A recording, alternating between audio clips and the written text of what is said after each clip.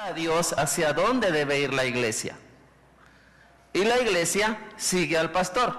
Pero parece ser que en ese afán del orden democrático se ha esgrimido que la iglesia debe decidir hacia dónde va el pastor. Y aún la iglesia no dice que el gobierno de la iglesia debe ser a través de los diáconos, sino que los diáconos son servidores, son los que sirven las mesas. Pero la tradición es que los diáconos supervisen y manden al pastor y sean los promotores del despido del pastor cuando no les conviene el asunto, ¿verdad? Estoy hablando solamente de una de las tradiciones, ¿no? No sé, tal vez ustedes me puedan ayudar para descubrir más tradiciones, pero se vuelven usos y costumbres de la iglesia. Y esos usos y costumbres forman una estructura. Por eso el subtítulo de esta plática es Cambiando estructuras sin mover los cimientos. Es necesario que cada periodo revisemos las estructuras. Los cimientos nunca se van a mover. Hablaba el pastor Vidal en la conferencia pasada y decía que las estructuras o las formas como se interpreta la teología siempre van a ser cambiantes y movibles. Pero resulta que muchas de nuestras iglesias, las estructuras no se han movido en siglos, en años, y seguimos con estructuras que ya no son pertinentes a nuestra actualidad. La teología, los cimientos, los debemos revisar para que permanezcan, pero las estructuras las debemos revisar para que cambien, porque si no cambiamos las estructuras, inmediatamente los cimientos se mueven. En aras de sostener estructuras, movemos los cimientos, movemos la teología. Cuando una iglesia no es pertinente y sus usos y costumbres permanecen, entonces los cimientos se mueven. Estoy hablando y puse algún ejemplo. En la Biblia no dice que los diáconos deben de ser el gobierno de la iglesia. En la Biblia no dice que a través del orden democrático la iglesia decida dónde va. Así que se han movido muchos cimientos por no cambiar la estructura. Por eso, hermanos, si hay una constante en las sociedades, es el cambio. Hay un cambio continuo. Así que las iglesias debemos de considerar, y especialmente los pastores, debemos de revisar el conjunto de elementos que forman parte de la tradición, para que de esa manera, si es necesario, las cambiemos, las movamos. Así que los cimientos doctrinales, deben ser conocidos a profundidad. Nuestros cimientos doctrinales deben de ser plenamente identificados y conocidos y estudiados en la Biblia. Pero además, sí debemos revisar los usos y costumbres, porque los principios son aplicables a cualquier época, a cualquier cultura, y por eso son inamovibles. Y por eso no deben de tener temor en cambiarse, pero sí tenemos que hacer de la iglesia algo dinámico, un cuerpo dinámico para ofrecer el mensaje de salvación. Así que dije pues que esta es una muestra de gratitud a Dios por lo que Él hizo en nuestra iglesia en los últimos 20 años. Y hizo a través de mí. Dios hizo todo. Yo solamente he sido el instrumento, pero hay algunas cosas que las hizo a pesar de mí. A pesar de que no tengo la sabiduría suficiente, y muchas veces la práctica y la estrategia necesaria, Dios ha suplido y de todos modos lo ha hecho. En 1995, mi esposa y yo llegamos a la iglesia. Traíamos un bebé de 6 meses, éramos muy jovencitos, y lo primero que nos encontramos es eso, 2 jóvenes tratando de descubrir cómo hacer que la iglesia caminara en esa transformación. Y sabe que es la primera barrera con la que se enfrenta un joven pastor, ¿verdad? Hermanos seminaristas, si hay alguien aquí. ¡Wow! Qué difícil es llegar a donde ya hay una estructura, a donde todo está hecho y los usos y costumbres son inamovibles. Usted se va a mover primero que esos usos y costumbres. Usted va a salir despedido primero que los usos y costumbres de las iglesias. Cabe decir que hay algunos usos y costumbres buenos que no se deben de cambiar, pero la mayoría es necesario revisarlas. Había más o menos unas 20 personas, exagero si digo que había 20, había un poco más, un poco menos, estaba una crisis muy profunda y entonces no había congregantes. A la vez que trabajaba bivocacionalmente en mi profesión, también servía en la iglesia.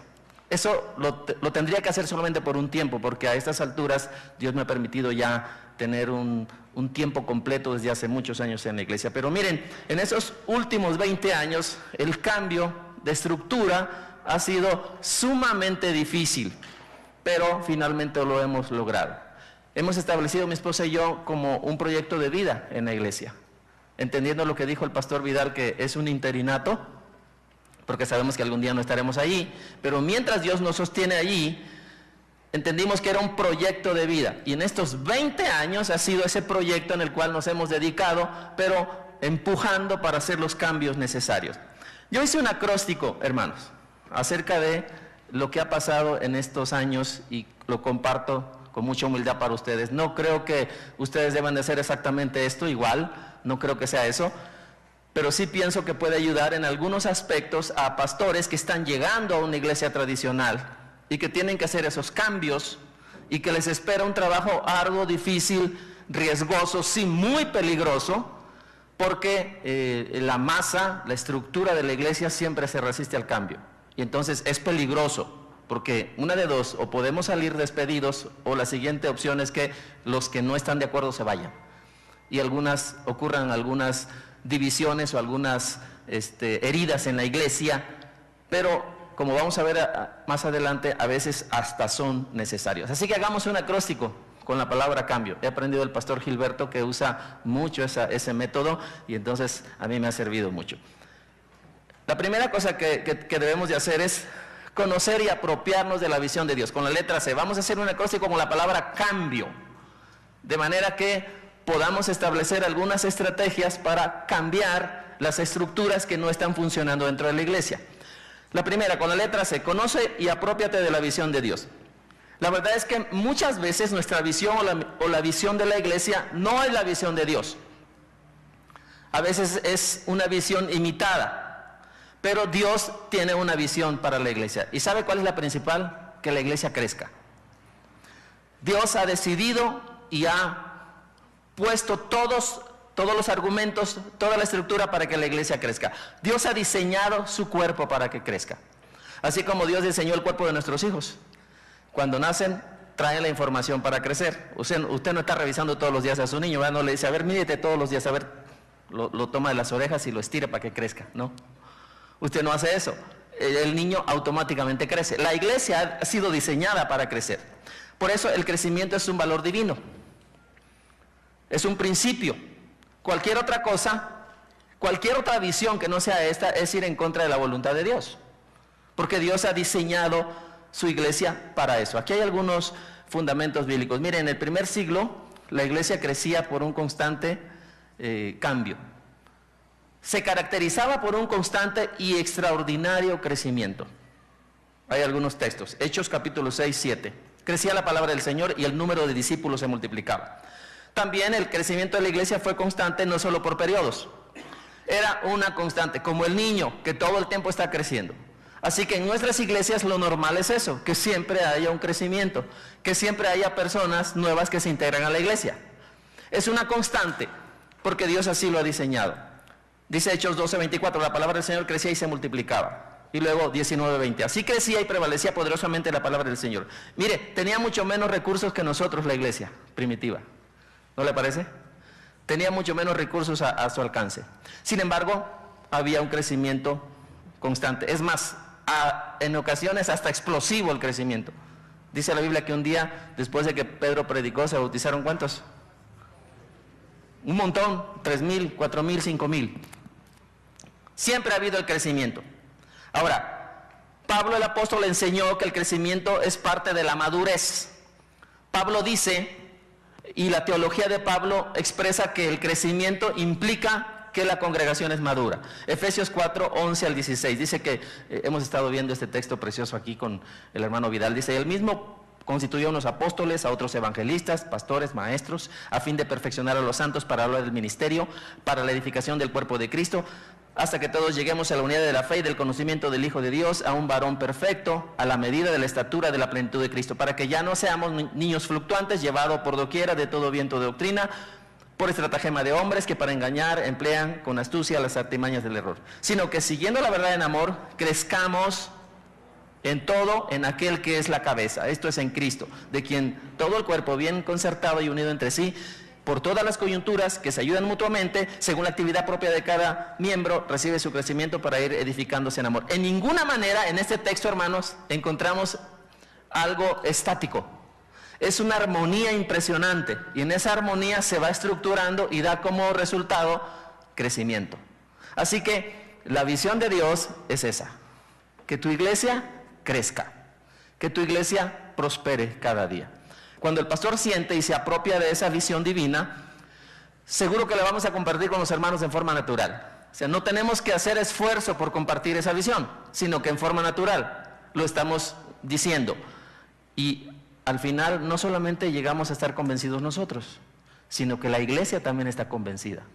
Esta primera cosa es algo importantísimo en la visión. La siguiente cosa, que es también importante y a veces muy dolorosa, estamos haciendo un acróstico con la palabra cambio, ¿verdad?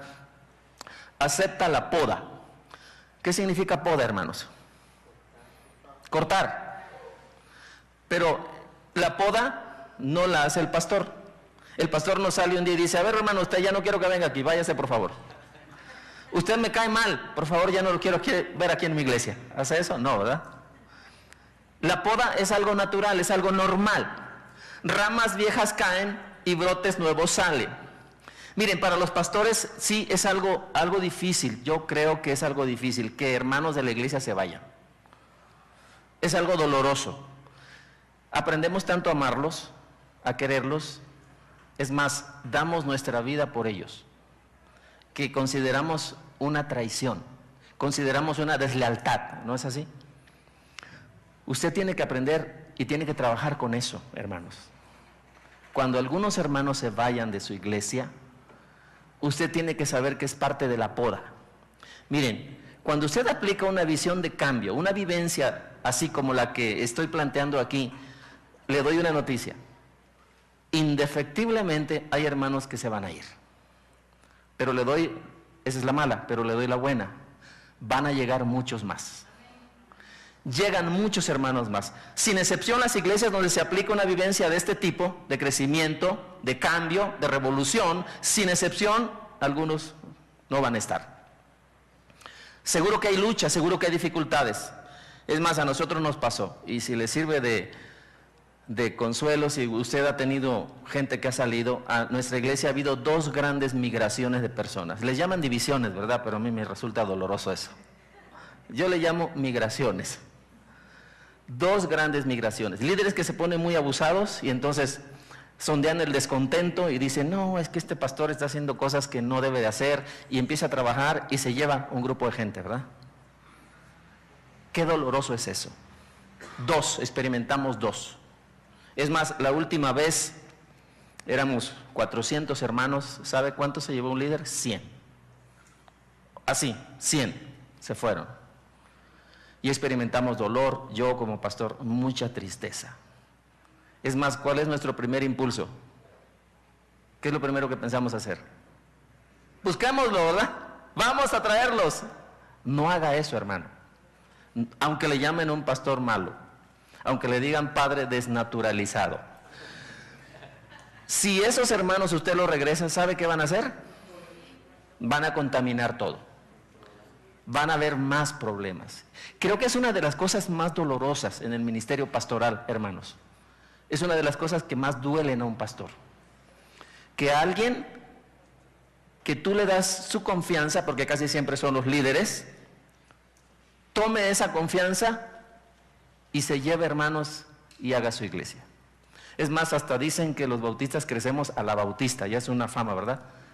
Y crecemos dividiéndonos, ¿verdad? No siempre debe ser así, pero es doloroso. Mire lo que dice Salmo 52, 12 al 14. Porque no me afrentó un enemigo, lo cual habría soportado, ni se alzó contra mí el que me aborrecía, porque me hubiera ocultado de él, sino tú, hombre, al parecer íntimo mío, mi guía, mi familiar, que juntos comunicábamos dulcemente los secretos y andábamos en amistad en la casa de Dios. ¿Le suena familiar eso, hermano? Hermano pastor, a quien le das tu confianza, a quien le das el tiempo, lo pastoreas y le dedicas tu vida, es el primero que te da la espalda y daña tu ministerio.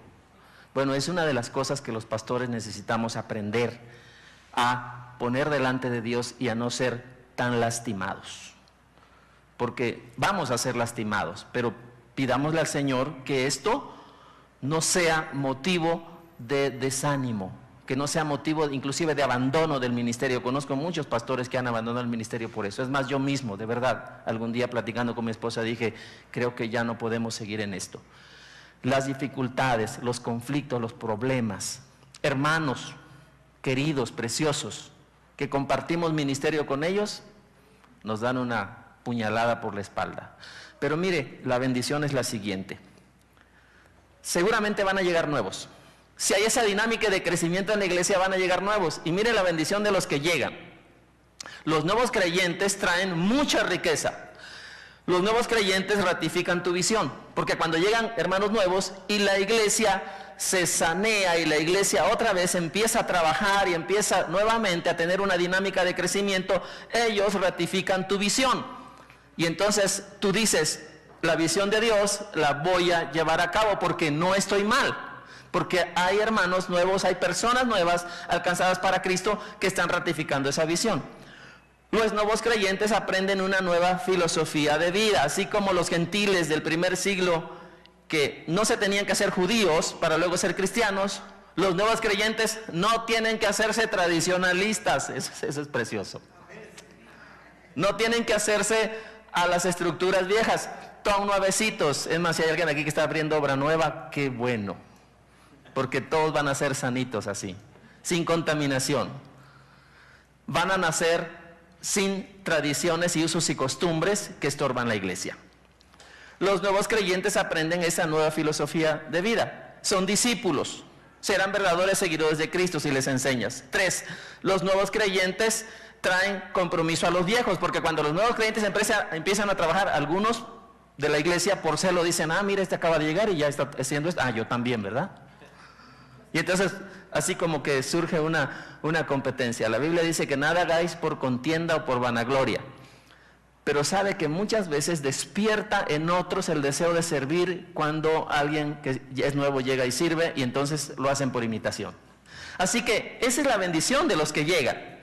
Los creyentes maduros de la iglesia que se quedan y se someten a tu autoridad pastoral son la clave de la revolución de la iglesia, porque además esos viejos que se quedan saben muchas cosas, están capacitados, pero ya no tienen la influencia de aquellos que han estado contaminándolos.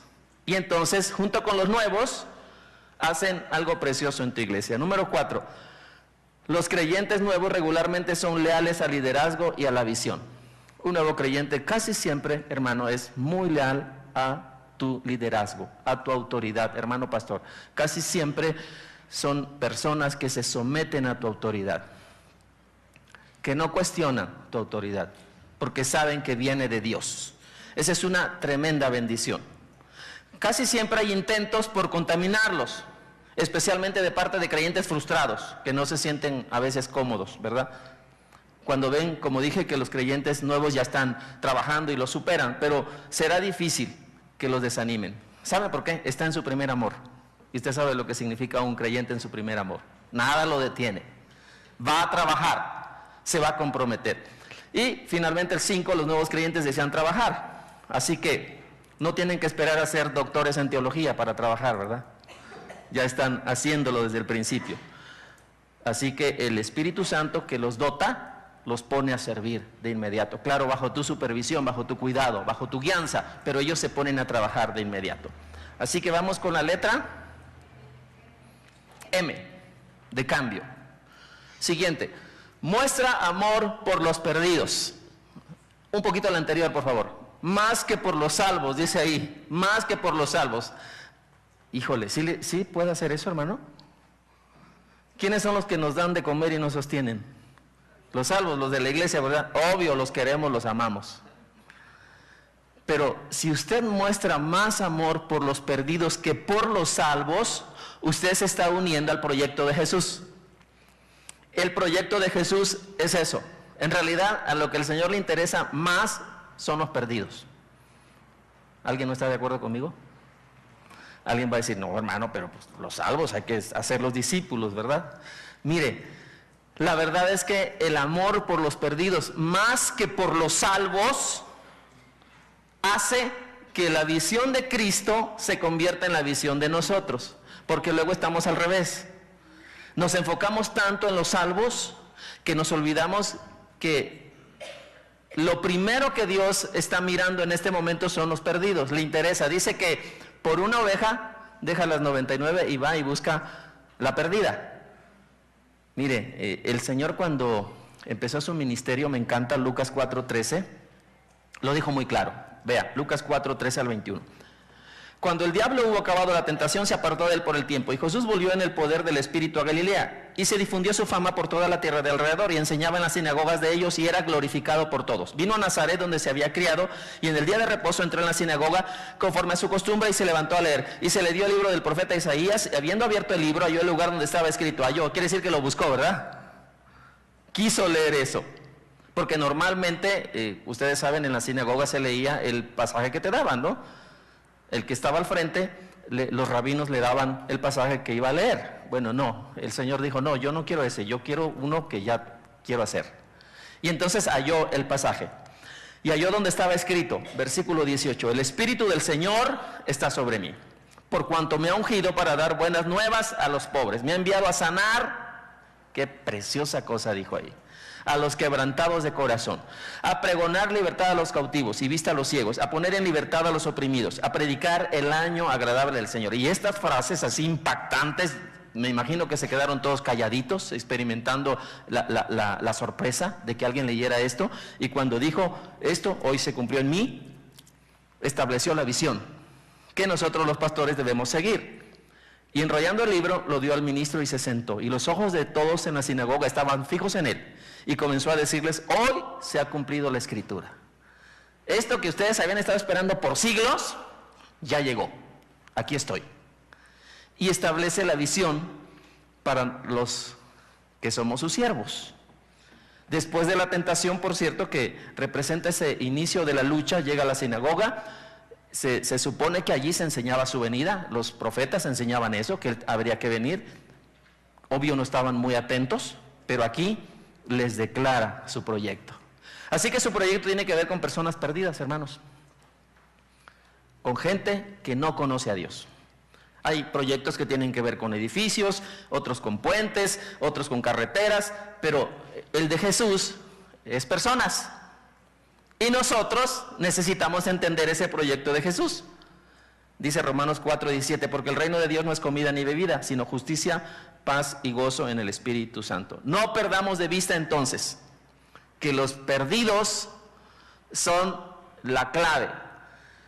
Alguien dijo, y me encanta el asunto, en la iglesia, usted, director, pastor, usted, siervo de Dios, debe tener en cuenta que las personas más importantes, más valiosas, no son las que están dentro de la empresa, sino las que están fuera. En toda empresa, el activo más importante es su personal que está dentro. Una empresa no va a invertir dinero en los que están afuera, ¿verdad? Invierte dinero, invierte capacitación, invierte recursos en los que están adentro. En la obra de Dios es exactamente al revés. La mayoría de recursos, de trabajo, de dinero y de todo lo demás, deberíamos de invertirlos en los que están afuera. ¿Pero hacemos eso? Casi no. Así que tengo aquí dos preguntas que podemos responder con sinceridad y que nos van a ayudar mucho a saber si estamos en ese proyecto que Jesús tiene. La primera es, honestamente respondamos, ¿es tu iglesia una comunión cerrada que impide la integración de nuevos? ¿Sabe cómo logra usted eso? Pídale a alguien que sea de su confianza, un pastor, un miembro de otra iglesia, quien sea, pídale y di, por favor, ve a mi iglesia, ve a uno de mis cultos, llega a uno de mis cultos, siéntate como un congregante, no te van a conocer. Y cuando termine el culto y te tengas que ir, me vienes y me dices, ¿cómo te sentiste? ¿Te sentiste como un extraño? ¿Fuiste aceptado? ¿Te quedan ganas de volver? Si respondes a esa pregunta correctamente, estás bien. Tu iglesia está correcto. ¿Es tu iglesia una comunión cerrada que impide la integración de los nuevos? Cuando salen del culto, normalmente, ¿qué hacen los congregantes? ¿Qué hace nuestra iglesia cuando salen del culto? Saludan. ¿Pero a quiénes saludan? A los que conocen. ¿Qué más hacen cuando salen del culto? Hacen grupos, casi siempre. Oye, cada 8 días veo a mis cuates, ¿verdad? Entonces ahorita aprovecho para hablar con ellos, para estar cerca de ellos. Los abrazo, los beso. ¿Qué hacen con los nuevos que llegan? Los ignoran, dicen los chavos, ni los pelan, ¿verdad? Hermano, esto es importante. Y esto tenemos que hacerlo en nuestra iglesia. Número 2, ¿los visitantes se sienten en un museo por causa del estilo de música, muebles y vocabulario que usan?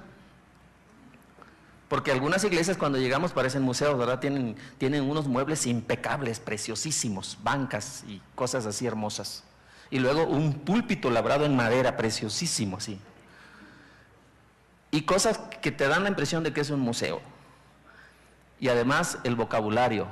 Hermano querido, ¿cómo has estado? Pastor, ¿cómo ha estado? Y entonces el vocabulario y los muebles te dan la impresión de que es un museo. Y que no puedes hacer nada más que estar como en un museo, quietecito, seriecito. La iglesia, como dije, es la única empresa en este mundo donde los elementos más importantes son los que no han llegado, es decir, los perdidos, los que están fuera, no los de dentro, sino los que están fuera. ¿Cuál es la siguiente letra, hermanos? La B. Este es algo importante en el ministerio pastoral de una iglesia que cambia estructuras. Busca y ten relación directas con siervos dignos de imitar. Dice Hebreos 12, 12 al 15, por lo cual levantar las manos caídas y las rodillas paralizadas. Llega el momento en que el servicio pastoral es así, hermanos. Ya tenemos las rodillas caídas, tenemos las manos paralizadas y las rodillas paralizadas y todo el cuerpo paralizado. Y ya no podemos seguir adelante. Y dice, y haced sendas derechas para vuestros pies, para que lo cojo no se salga del camino, sino que sea sanado. Seguid la paz con todos y la santidad sin la cual nadie verá al Señor. Mirad bien, no sea que alguno deje de alcanzar la gracia de Dios, que brotando alguna raíz de amargura os estorbe y por ello sean muchos contaminados. Hermanos, las cargas en el ministerio pastoral causan amargura. Quien me diga que no, pues no es de este mundo. Causan tristezas. Causan enfermedades. ¿Perdón? Causan retiro, eso es rapidito, ¿no? Hubo una estadística que dice que después de la presidencia de la República de los Estados Unidos, el trabajo pastoral es con más presión de todos. No sé si sea verdad, tal vez sea algo exagerado, ¿verdad? Pero quien hizo esa investigación asegura que es cierto, que después del presidente de la República de los Estados Unidos, los demás siguen los pastores en presiones, en situaciones difíciles. ¿Qué haces cuando llegas al tope? ¿Qué haces? ¿Con quién compartes tus cargas? Con la familia, y la familia dice, yo no quiero ser familia pastoral. Soy hijo de pastor y nieto de pastor, y no quería ser pastor. Dije, pastor, nada. Fui a estudiar una carrera porque le dije a mi papá, yo no quiero ser como tú. Y estudié medicina veterinaria y zootecnia y empecé a trabajar. Por eso cuando después de que me gradué, me titulé y estuve trabajando, Dios me llamó al ministerio y le dije a mi papá, voy a entrar a estudiar, voy a inscribirme y voy a estar en el seminario. Me dijo, ¿y a eso te mandé a estudiar? ¿Para que termines en el seminario? ¿Me hubieras dicho eso desde el principio? Pero después le dio mucho gozo, mucha alegría. Pero ¿sabe qué pasa en la familia pastoral? Las presiones del pastor llegan a la familia y por eso no queremos el ministerio pastoral. Después entendemos que es una enorme bendición, es lo mejor que nos pueda pasar. Pero ¿con quién lo compartes? Hermanos, no puedes con tu iglesia, no debes con tu familia, sí puedes, no debes con tu familia. Debes de tener hermanos, pastores, consiervos como tú, los cuales te ayuden, los cuales sean tus amigos, los cuales ministres. Y por cierto que hay muchos pastores muy buenos, muy diestros, con mucha experiencia, a los cuales tú te puedes acercar y decir, hermano, ¿me puedes mentorear? ¿Me puedes ayudar? Hace muchos años vine con el pastor Gilberto y le dije, hermano, quiero que por favor me ayudes. ¿Te puedo ofrecer mi amistad? Primero necesito un amigo. Y él dijo, pues sale, somos amigos. Hicimos un trato de amistad. Pero después dije, necesito un mentor, porque un pastor tiene que ser mentor, pero también tiene que tener un mentor. Y eso es algo que entre los pastores bautistas no se da. Es algo que tal vez para muchos es prohibitivo.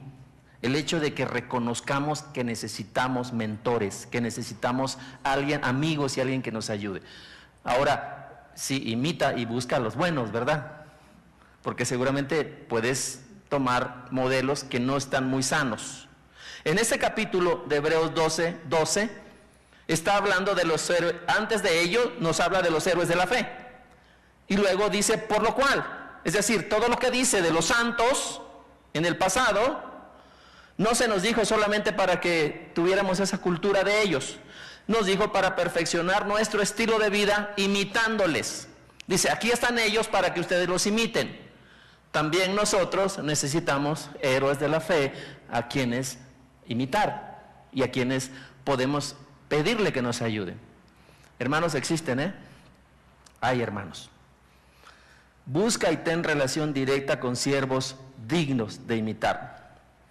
Es más, los sermones del pastor Gilberto a mí me bendicen mucho y a veces los predico. Y algunos me critican, ¿por qué vas a predicar cosas? Miren, alguien dijo que después de Adán no hay nadie original. Después de Adán nadie es original. Es más, ni siquiera Adán, porque dice la Biblia que él es a imagen y semejanza de... O sea, ni él es original, ¿verdad? Pero es original en el sentido que fue el primero que Dios hizo. Así que, si tú te apoyas de otros, seguramente va a ser de mucha bendición. Imita a los buenos. Anímate en el valor comunitario de otros pastores. La exhortación cuando te dice levanta las manos caídas, afirma las rodillas, no es una exhortación fundada en el aire de ninguna manera. Se trata de ese valor comunitario. Por eso no nos perdemos el crece. Esa foto para mí es importante. Aquí hay algunos pastores. Fueron a mi iglesia y entonces delante de mi iglesia el pastor Gilberto y todos ellos dijeron, tenemos un ritual y lo queremos hacer. No se trata de ocultismo ni nada de eso, Tenemos un ritual entre los pastores amigos y los de la red ya saben cuál es ese ritual. Que nos comprometemos a sostener en oración a los pastores, pero lo hacemos literal. ¿Sabe por qué estoy ahí sentado en la silla? Porque después de que me siento, los pastores me cargaron todos así en la silla. Y empezaron a orar. Me están sosteniendo literal en oración, Y entonces oraron en ese momento y dijeron, de aquí en adelante te vamos a seguir sosteniendo en oración. Y lo han cumplido, Oiga, ¿no le parece eso precioso? Es extraordinario, es hermoso. Con ese ritual, el levantar la silla y sostenerla, entre todos, me están diciendo, cuando tengas una necesidad o un problema, aquí estamos. Sí, y hacen oraciones muy cortas porque ya llega el momento que pesa, ¿verdad? Y ya quieren bajar la silla. Pero es algo sumamente reconfortante. Y cuando hacen eso, yo no tengo ninguna duda en llamarle a algún hermano y decir, hermano, estoy pasando por una lucha impresionante. Mi iglesia está teniendo problemas. Porque hasta eso, casi siempre los pastores en el afán de conservar la figura, no contamos las necesidades. O aparentamos algo que no es. Si estamos tristes y llorando, podemos llorar. Podemos hacerlo con los hermanos, con los amigos y con aquellos que nos dan mentorea. Especial bendición recibo de los hermanos de la red, donde he aprendido y compartido estrategias y hay una retroalimentación con otros siervos. ¿Cuáles son las letras que siguen? Ya casi terminamos, ¿verdad? Síguela ahí. Intenta nuevas estrategias para alinear a tu congregación. Mire, no hay congregación más poderosa que la que se alinea en pos de una visión y metas, porque cada uno de los hermanos luego tienen su propia visión, ¿verdad? Y están esperando que el pastor marque una visión. Hay algunas campañas de alineación preciosas, importantes. Yo las he llevado todas en mi congregación. Y algunas diseñadas especialmente para iglesias como las nuestras. El pastor Gilberto se ha encargado de escribir libros así, preciosos, hermosos, importantes. Atrévete a seguirlo, Sumisión a Sumisión, La Revolución Fundamental, Operación Jesús, perdón. Yo las he llevado todas, es más, algunas las he repetido 2 veces, porque hay nuevos creyentes a los cuales necesito alinear. Cuando menos por esos 40 días, los creyentes van a estar leyendo el mismo devocional y van a estar escuchando todos la visión y el sermón, y en las células es la misma visión, y por esos 40 días la iglesia está muy alineada. Y hay algo que me ha ayudado mucho, porque en esas campañas, uno de los requisitos quien se inscribe a la campaña de alineación es que sea parte de un grupo pequeño. Y sabe que los que se resisten a formar parte de un grupo pequeño, de una célula, allí no les queda otra. Y les digo, cuando menos por estos 40 días. Mire, algunos después de los 40 días se salen otra vez, ¿no? Pero la mayoría se queda en el grupo pequeño, ya estableció lazos y por lo tanto sigue en el grupo pequeño. Y estando allí es una gran bendición, es un alimento más que se le da a los hermanos entre semana. Así que las campañas de alineación son impresionantes, es fructífero, es de ánimo, animan al creyente a tener compromiso devocional diario con Dios, estimulan a la congregación a tener un compromiso con Dios todos los días. Así que establece esas estrategias. Y finalmente, la letra O, de cambio. Obtén un ropaje adecuado. Alguien dijo que para ser importante no solo hay que serlo, también hay que parecerlo. Y la nueva personalidad de tu iglesia requiere vestido nuevo. Por ejemplo, si alguien se pone un objetivo en la vida, alguien quiere bajar de peso, la recomendación es a qué talla quieres llegar y cómprate ropa de esa talla. Eso te va a ayudar, eso te va a animar, ¿verdad? Y dices, no, pues ya gasté un billetote, ahora bajo de peso, porque si no, me quedo con esa ropa o la tengo que regalar. Así que compras esa talla nueva y de allí empiezas a hacer el esfuerzo hasta que te la pones y dices, ¡wow! Lo logré. Ropaje nuevo. Hay algunas recomendaciones para ese ropaje nuevo. 1, reconoce, acepta. Está demasiado chiquito la fuente, ¿verdad, hermanos? Casi no se ve, pero va a estar todo en el documento, en la USB que les van a dar. Acepta, reconoce y ejerce tu autoridad en el desarrollo de tu ministerio. Acepta y reconoce, pero ejerce tu autoridad. No hay peor cosa que la iglesia le diga al pastor, pastor, usted no tiene que mandar aquí, ¿eh? Aquí la iglesia tiene que decidir a dónde va y usted diga, bueno, está bien. Usted tiene una autoridad que Dios le ha dado. Si usted habla todos los días con él, hermano pastor que estás aquí, hermano consiervo, si tú hablas todos los días con él, si tienes devocional y hablas todos los días con él, él te da la visión y te la manifiesta claramente. Así que Dios te habla a ti y tú debes decirle y decidir dónde llevar a la iglesia, de manera que la iglesia tenga la seguridad de seguir al líder. No hay cosa más angustiante que un líder no sepa para dónde va. Creo que lleva al fracaso a todo mundo, al propio líder y a la iglesia. Un día mi esposa y yo fuimos al cine y después del cine pues no sabíamos por dónde salir. Y entonces la primera persona que se paró y caminó hacia un pasillo y todos seguimos a esa persona. ¿Sabe a dónde llegamos? A la cocina del cine donde estaban haciendo hot dogs y demás cosas. Y cuando nos dimos cuenta que era la cocina donde estaban elaborando cosas, dijimos, no, esta no es la salida, vamos para atrás. Al primero que se paró, lo seguimos. ¿Sabe que en la iglesia sucede eso muchas veces? El primero que se pone al frente, cuando no hay un liderazgo, lo van a seguir y los va a llevar al desfiladero.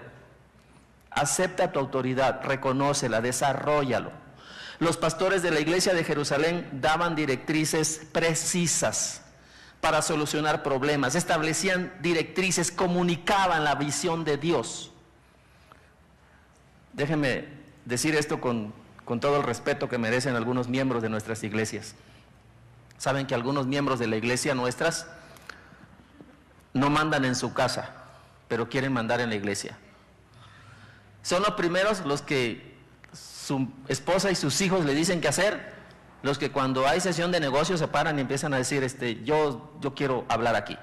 Es más, no asisten entre los cultos, no van, normalmente no se congregan, pero cuando saben que hay sesión de negocios van. Entonces quieren opinar. Eso no es así. Eso no es así. Usted tiene la autoridad. Dios le ha dado. Como hemos dicho aquí, con amor, con servicio, Alguien dijo alguna vez, es que la autoridad se gana, pero también la autoridad Dios te la da. Y en el camino vas demostrando que Dios te ha dado esa autoridad. Pero de principio Dios te la ha dado, así que ejércela, comunica la visión de Dios. 2, adopta un estilo de predicación dinámica. Una enseñanza monótona y aburrida impide el aprendizaje y toma de decisiones. Mire, lo más difícil en mi iglesia fue quitar el púlpito que estaba ahí enfrente. Era así una cosa preciosa, labrada en madera, que el pastor fundador había dejado, y entonces los hermanos dijeron, ni se meta con eso, no quite ese púlpito. A estas alturas ya no está el púlpito, ya no está, pero sí tuvimos algunos conflictos. Empezamos a quitarlo poco a poco, no fue así de trancazo, ¿verdad? Como aquel pastor que quería quitar el piano de un lado a otro y cada vez que venía uno y lo corrían, sí sabe esa ilustración, ¿verdad? El pastor quería quitar el piano porque estorbaba, pero la tradición decía que tenía que estar allí, entonces cuando alguien lo cambiaba, al otro día lo corrían. Y luego vino de pronto uno y se quedó y cambió el piano. Y cuando los pastores anteriores llegaron dijeron, ¿cómo le hiciste? Y le dijo, miren, fácil, 15 o 20 centímetros cada domingo movía el piano, hasta que llegó acá. Cada domingo 15 o 20 centímetros. Resulta entonces que pasó por allí, ¿verdad? Pero no se dieron cuenta y no me corrieron. ¿Por qué? Porque el cambio fue paulatino, porque el cambio fue gradual. Sí, no va a llegar emocionado, es que el pastor eso dijo, así que todo para afuera, órale. Mañana me dice, usted tiene la culpa de lo que pasó en mi ministerio. Adopta un estilo de predicación dinámica. Sí, necesitamos usar todo el púlpito, necesitamos usar apoyos. Saben que yo he cometido locuras. He predicado disfrazado de soldado un día. Campaña Operación Jesús, así se llama, ¿verdad? Y me disfracé de soldado. Había un hermano en la iglesia que era capitán del ejército y cuando supo que me iba a disfrazar de soldado dijo, pastor, ya lo tiene todo, yo se lo voy a dar. Y entonces me trajo todo el uniforme de soldado. Digo, ahorita que ni se me ocurra hacer eso, menos salir a la calle vestido de soldado, ¿verdad? Va a haber un problema grave con los asuntos de seguridad en nuestro país. Pero logré hacerlo. Hasta el casco, un casco así precioso de esos que usan los soldados. Todo. He predicado disfrazado de charro en la noche mexicana. Es más, de pirata, hermanos, así con el sombrero de pirata y demás. Miren, hacer eso para muchos implica un sacrilegio. Y algunos se han quedado así con los ojos cuadrados. ¿Cómo el pastor entra así y se pone en el lugar sacrosanto a predicar? Pero sabe que es un estilo que usamos para impactar con enseñanza, ¿verdad? Y usted sabe que a muchos se les queda el disfraz más que las cosas que uno dice, pero algo por ahí logran captar. Un estilo de predicación dinámica, porque una enseñanza monótona y aburrida impide el aprendizaje y la toma de decisiones. 3, procura un lugar de reunión adecuado. Un lugar pequeño, poco ventilado, frío, caluroso, sucio, demasiado oscuro o con distractores puede inhibir las ganas de asistir. La verdad es que el lugar de reunión es muy importante también. Usted tiene que hacer del lugar de reunión algo agradable, donde la gente que llegue pueda estar a gusto. Hace algunos años en nuestra iglesia tuvimos la oportunidad de poner aire acondicionado. Y mire que en Veracruz el aire acondicionado es vital. Pero sabe que la primera vez que llevamos un aire acondicionado a la iglesia, muchos nos dijeron, ¿por qué está haciendo eso? No estamos de acuerdo. Primero porque se va a gastar mucho dinero en la iglesia. Y un aire acondicionado, además, provoca que la gente se vuelva tan cómoda que no esté bien, que no esté atenta. Y algunos hermanos protestaron. Algunos inclusive amenazaron con irse si el aire acondicionado se traía a la iglesia. ¿Se dan cuenta del asunto del cambio? Finalmente trajimos el aire acondicionado. Aunque los que no estuvieron de acuerdo empezaron a sentir el confort. ¿Sabe que ahora esos que decían que no, cuando no lo prendemos, dicen, ¿dónde está el aire acondicionado? Préndanlo, por favor. Hagan algo porque estamos con calor. La verdad, hermanos, es que el lugar cómodo es algo muy importante.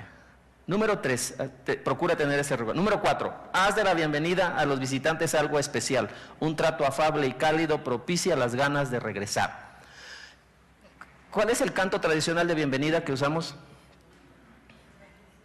con gran gozo y placer, pero luego cantamos con gran gozo y placer, y la cara dice otra cosa, ¿no? Nos volvemos hoy a ver. Y como dijo el pastor Gary un día, si usted está contento, avíseselo a su cara, infórmeselo, para que su cara diga que está feliz. Usamos ese canto algunas veces para dar la bienvenida, pero primero ponemos de pie a las visitas y les decimos, si alguien está aquí por primera vez, queremos darle gracias a Dios por su vida, porque aceptó la invitación de venir. Fíjense todo lo que hacemos, toda la faramaya que hacemos. Y luego le decimos, porque en esta iglesia, después de Dios, lo más importante son las visitas. Cuando alguien escucha eso, dice, wow. Y entonces los ponemos de pie. Y luego todo el mundo sale de su lugar, ya ni tenemos que decirle. Todo el mundo sale de su lugar y llega así, a echarle montón a la persona y empieza a saludar. El visitante no tiene que hacer nada más que ponerse de pie, solamente. Porque si le decimos, díganos su nombre, ¿de dónde viene? ¿Qué color de camisa trae? Eso le pone incómodo, ¿verdad? Y ya no quiere regresar. Pero si usted solamente le pone de pie o le pide que alce su mano solamente, entonces las personas, es la primera vez que están ahí, es más, entraron al templo como escondiéndose, ¿verdad? No sea que le vaya a ver algún conocido. No es su templo, tiene el suyo. Entonces, ir allí, ir a nuestro templo es toda una hazaña, como para que en primer lugar lo exhibamos, pero en segundo lugar lo ignoremos. Así que cuando usted hace eso, y todos se acercan y le saludan, y le preguntan su nombre y le dan la bienvenida por su nombre, es algo espectacular. Pero resulta que muchas veces ni nos dimos cuenta quién llegó. Y entonces la persona se va diciendo, yo no soy parte de aquí, ni seré nunca parte de aquí. Propicia las ganas de regresar. Que la celebración sea festiva, con participación congregacional y que cada persona que asista se sienta parte.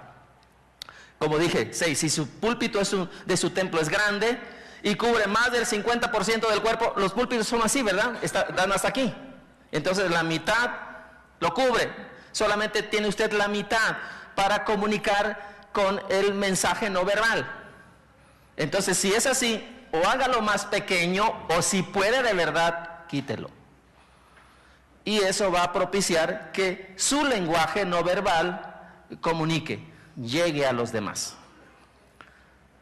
7. Establece ministerios que respondan a necesidades actuales. Hay ministerios que ya no responden a necesidades actuales. Yo recuerdo cuando empezamos a estudiar embajadores del rey, ¿cuáles eran los grados? Algún hermano aquí se lo sabe, yo no lo sé, la verdad no puedo decirlo con certeza. ¿Cuáles eran los grados en los embajadores del rey? ¿Perdón? Paje, caballero, escudero, jornalero. ¿Eso le suena a los chamacos de ahora? Embajador en jefe, bueno, ese suena padre, ¿verdad? Ese sí me gustaría. No estoy diciendo que haga un lado embajadores del rey, tal vez los puede seguir usando, no me vaya a tachar de no sé. Pero cambie nombres, actualícelo. Ponga ministerios que respondan a las necesidades actuales de la iglesia. ¿Cuál es la necesidad principal de nuestros adolescentes, hermanos? Atención. ¿Y dónde lo buscan? Celular. Y buscan allí comunicación con otras personas que son extrañas y demás. ¿Podemos poner en la iglesia, establecer un ministerio de atención a los adolescentes que les ayude en esa necesidad? Creo que si nosotros somos muy pertinentes, podemos saciar necesidades.